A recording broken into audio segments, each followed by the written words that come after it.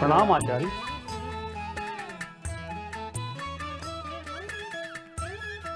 आओ मित्रों, प्रकृति में इतना डूबा हुआ था कि तुम लोगों के आने का पता ही नहीं चला। प्रकृति में बने रहना आपकी प्रकृति बन गई है बनते। यदि ये हो सका तो इससे उत्तम कुछ भी नहीं। अपनी मूल प्रकृति को ही तो पाना है हम सबको। उसमें समस्या क्या है? हमारा अहम, इसी ने तो हमें अलग कर रखा है हमारी मूल प्रकृति से। बूंद यदि चाहे कि वो समुद्र से अलग हो जाए तो होगा क्या? यदि बूंद अलग रह भी जाए तो उसका अस्तित्व कितना लंबा होगा उसका जीवन। बूंद यदि गंगा में मिल जाए तो वो समाप्त नहीं हो जाएगी, अपितु वो बूंद गंगा बन जाएगी। प्रकृति को आप जब देखते हैं तो प्रतीत होता है कि आप उसमें डूब ही गए हैं। बिल्कुल ऐसे लगता है जैसे आप ध्यान कर रहे हो। ध्यान का तो अर्थ ही है डूब जाना, मिलन हो जाना। ध्यान कोई बाहरी चीज नहीं, ये हमारा मूल स्वभाव है। प्रकृति में आनंद आता है, मैं उसमें डूब जाता हूं।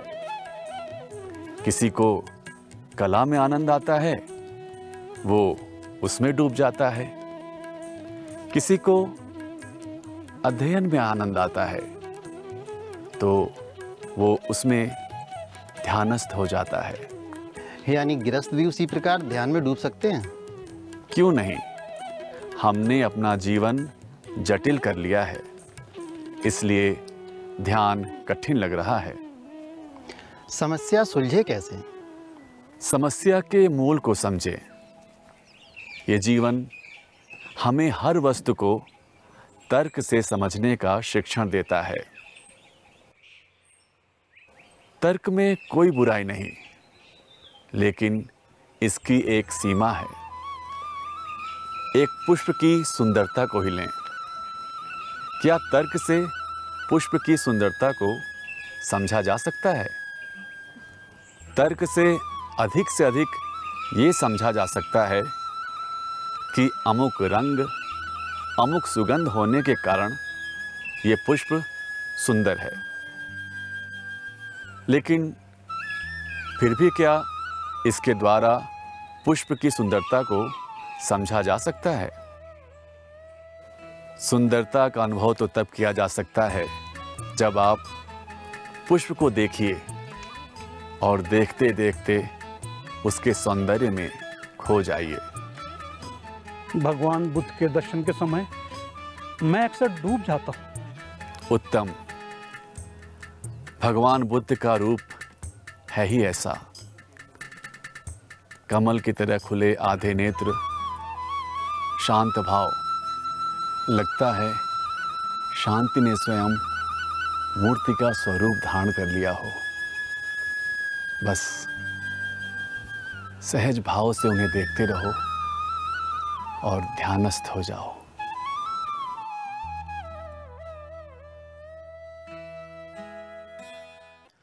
महाराज की सेवा में महामंत्री पधार रहे हैं। महाराज की जय हो। बताइए मंत्री, कैसे आना हुआ? गंभीर मसला है महाराज। ऐसा क्या हो गया है? निडर होकर कहें। एक सूचना मिली है महाराज। क्या? पहेलियां ना बुझाएं, शीघ्र कहें। राजकुमार की पड़ोसी राजा से गुप्त भेंट हुई है। शत्रु राजा से राजकुमार की भेंट? क्या कह रहे हैं महामंत्री? समाचार सही है महाराज। दो रानियों की कलह इस मोड़ तक पहुंच जाएगी, सोचा भी न था। राजकुमार अक्षत को लगता है कि भविष्य में राजगद्दी छोटी रानी के राजकुमार को मिलेगी। वह पुत्र जिसका अभी जन्म भी नहीं हुआ, उससे भी भय। पटरानी की भूमिका की कोई जानकारी नहीं है महाराज। मैं जानता हूं, पटरानी सीधे सीधे ऐसा कुछ भी नहीं करेंगी, लेकिन छोटी रानी से उनके निरंतर मनमुटाव के कारण ही राजकुमार अक्षत के मन में ऐसे कुविचार आए होंगे। राजकुमार को दंड मिलेगा। महाराज, ठीक से विचार कर लें। वो कोई विचार करे और मैं विचार। आप जा सकते हैं।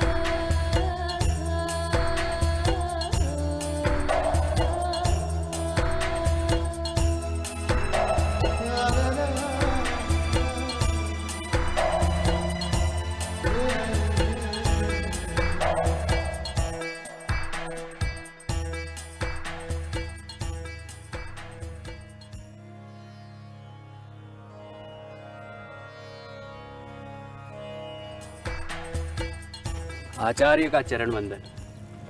आओ राजन, तुम्हारी सेवा तो मुझ वृद्ध में पुनः प्राण लौटा रही है। तुम्हारे सेवक भी भक्ति भाव से परिपूर्ण है।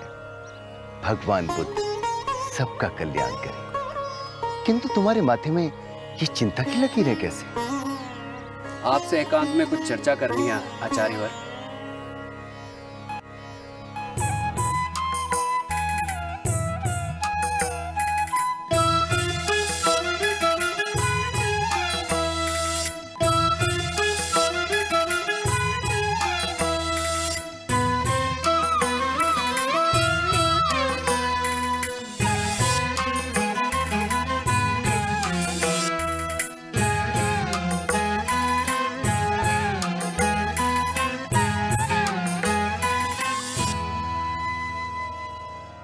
राजन, जहां तक संभव हो युद्ध तो शत्रुओं से भी टालना चाहिए, और फिर अपनों से युद्ध करना तो किसी समस्या का निदान नहीं है। यह संभव है कि त्रुटि राजकुमार की ही हो, लेकिन त्रुटि का भी कोई निदान ना हो, यह भी संभव नहीं। पटरानी भी कभी नहीं चाहेंगी कि पिता पुत्र का संघर्ष हो। मां का कोमल हृदय तो दो भागों में बंट जाएगा। उन्हें विश्वास में लो और राजकुमार को उनसे वार्ता करने के लिए प्रेरित करो। आपका मार्गदर्शन ही हमारी शक्ति है आचार्य। प्रणाम आचार्य। कैसा चल रहा है मठ प्रिय भिक्षु? आचार्य, आपकी कमी मन में खलती है, किंतु व्यवस्था की दृष्टि से सब कुछ सहज चल रहा है। पहले पिता के समान आपसे हमें संरक्षण मिलता था। आप हमारा स्नेहिल मार्गदर्शन करते थे। कुछ अति आवश्यक राजकीय कार्य है आचार्य, अनुमति दें। धैर्य रखना राजन, समस्याएं स्वयं अपने साथ समाधान लेकर भी आती हैं।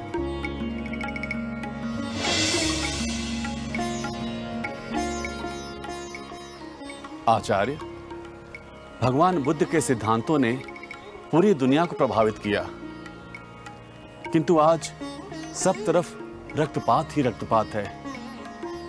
ऐसे में अहिंसा की क्या प्रासंगिकता रह जाती है? हिंसा हो रही है, इसीलिए अहिंसा की प्रासंगिकता और अधिक है। घाव है, इसीलिए औषधि की आवश्यकता है। पीड़ा है, इसीलिए आनंद की आवश्यकता है। आचार्य, तो क्या देश के लिए हुई हिंसा हिंसा नहीं है? उस हिंसा को कैसे उचित ठहराया जा सकता है? राज्य के विस्तार के लिए की गई हिंसा और राजा के अहम की पूर्ति के लिए हुई हिंसा निश्चित ही निंदनीय है। किंतु यदि प्रजा के प्राणों की रक्षा के लिए और उनके कष्टों के निवारण के लिए शस्त्र उठाए जाएं, तो उसे गलत भी नहीं ठहराया जा सकता। वास्तव में समाज को बचाने के लिए दोषी व्यक्ति के लिए दंड का प्रावधान है। आचार्य, हिंसा उत्पन्न कैसे होती है, कैसे विकृत कर जाती है ये हमारा अस्तित्व और साथ ही पूरे समाज का? हिंसा की जड़ अहंकार है। अहम पर जब अस्तित्व का संकट आने लगता है तो वो हिंसक हो जाता है। हिंसा के लिए शस्त्रों से अधिक मन दोषी है, विचार दोषी है। आचार्य, हिंसा का शक्ति से क्या संबंध है? बड़ा ही विचित्र संबंध है। हिंसा करने वाला व्यक्ति प्रायः समझता है कि हिंसा उसकी शक्ति का प्रतीक है। हिंसक प्रवृत्ति के पीछे प्रायः उसका दुर्बल मन होता है। वो कैसे आचार्य श्री? विचार सूक्ष्म स्तर के कर्म हैं। हमारा व्यक्तित्व हमारे विचारों से बनता है। हम जो सोचते हैं हम वो बन जाते हैं। हमारे कर्म हमारे विचारों पर आधारित होते हैं। आचार्य, प्रायः समाज में एक प्रश्न पूछा जाता है कि भगवान बुद्ध ने परिवार का त्याग क्यों किया? क्या परिवार का त्याग उचित कहा जा सकता है? भगवान बुद्ध ने स्वार्थ और अपनी जिम्मेदारियों से पीछा छुड़ाने के लिए परिवार को नहीं छोड़ा, बल्कि मानवता के प्रति अपने दायित्वों को निभाने के लिए अपने परिवार का त्याग किया। जहां विराट का प्रश्न है, वहां सूक्ष्म का त्याग करना ही पड़ता है। भगवान बुद्ध लौटे भी तो यशोधरा के सामने भिक्षा पात्र लिए। पति जब भिक्षा मांग रहा हो तो पत्नी सबसे बड़ा दान क्या कर सकती है? यशोधरा ने अपना पुत्र दान कर दिया। धन्य है बुद्ध भगवान, धन्य है यशोधरा। आचार्य, जीवन भय से भरा हुआ है। इस भय से मुक्त कैसे हुआ जा सकता है? भय से वही मुक्त हो सकता है जिसके पास अपने लिए कोई अभिलाषा ही ना हो, जिसके पास लोभ ही नहीं। भगवान बुद्ध और उनके शिष्यों के पास मात्र एक भिक्षा पात्र था, किंतु विश्व कल्याण के लिए वो अपने जीवन का एक एक पल लुटाते रहे, ज्ञान की वर्षा करते रहे। ऐसे साधु भिक्षु समाज में पूज्य हैं। आचार्य, क्या जीवन में प्रकाश लाया जा सकता है? बिना हमारे चाहे हमारा कोई कल्याण नहीं कर सकता, गुरु भी नहीं, क्योंकि गुरु हमारा मार्गदर्शन तो कर सकता है, किंतु चलना तो हमें स्वयं होगा। अपना अंधेरा हमने स्वयं निर्मित किया है, अपना दीपक भी हमें स्वयं बनना पड़ेगा। ज्ञान का अमृत छलकाने के लिए आभार गुरुवर। आइए, आपके विश्राम का समय हो रहा है। ठीक कह रहे हो स्मितानंद। भगवान बुद्ध आपका कल्याण करें।